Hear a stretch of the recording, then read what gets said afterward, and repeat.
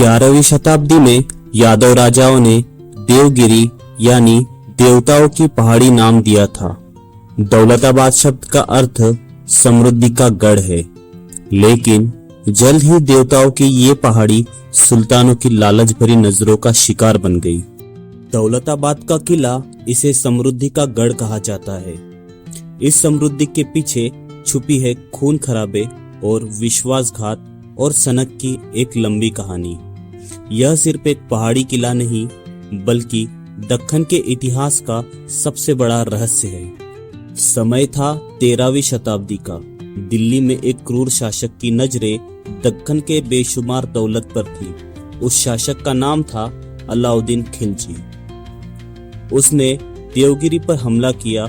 14वीं शताब्दी में दिल्ली के एक सनकी सुल्तान मोहम्मद बिन तुगलक एक ऐसा फैसला लिया जिसने पूरे साम्राज्य को हिला दिया।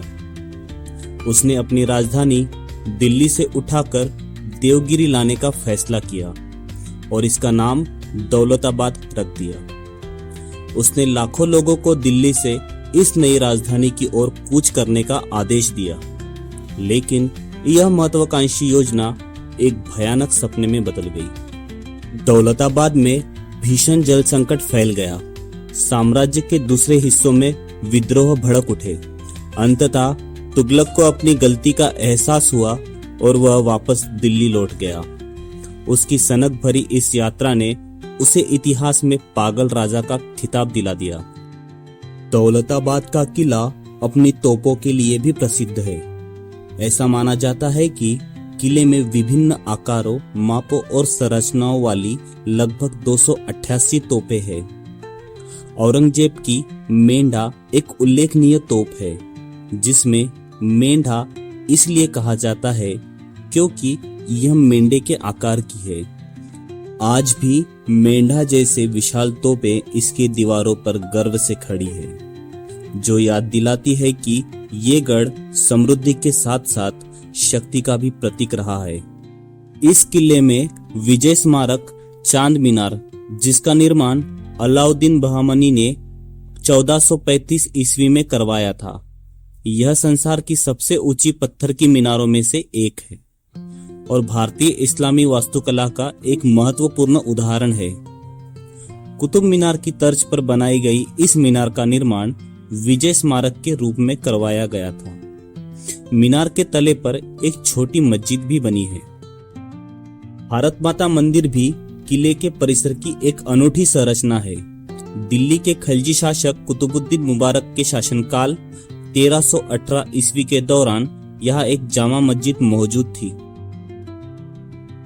दौलताबाद का किला भारत के सबसे शक्तिशाली मध्ययुगीन किलों में से एक माना जाता है। इस किले का निर्माण 200 मीटर ऊंची शंकाकार ग्रेनाइट की चट्टानों पर हुआ था। लगभग 100 एकड़ में फैले इस किले के परिसर में वास्तुकला, सैन्य अभियांत्रिकी, नगर नियोजन तथा जल प्रबंधन व्यवस्था के उत्कृष्ट उदाहरण देखने को मिलते हैं।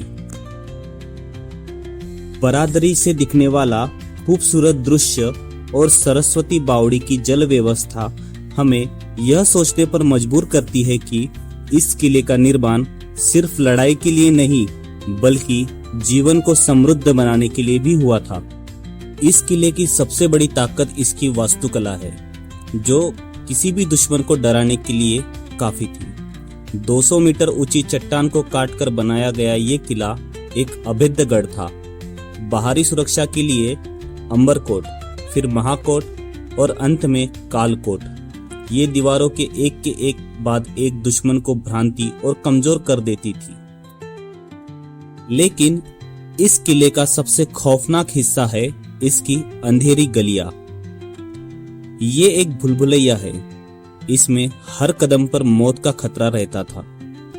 सुरंग में धुआं और खौलता हुआ तेल, और सबसे बढ़कर मगरमच्छों और सांपों से भरी खाई। दुश्मन के लिए ये सिर्फ एक रास्ता नहीं, बल्कि एक जाल था। निजामशाही महलों में कभी सबसे भव्य माने जाने वाला चीनी महल अब एक खंडर बन चुका है। चीनी महल का नाम चीनी मिट्टी की सजावटी टाइलों के नाम पर रखा गया है। मुगल काल में चीनी महल एक बंदी गृह था, जहां औरंगजेब ने गोलकोंडा के अंतिम राजा अबुल हसन कुतुब शाह को उसकी मृत्यु तक कैद करके रखा था।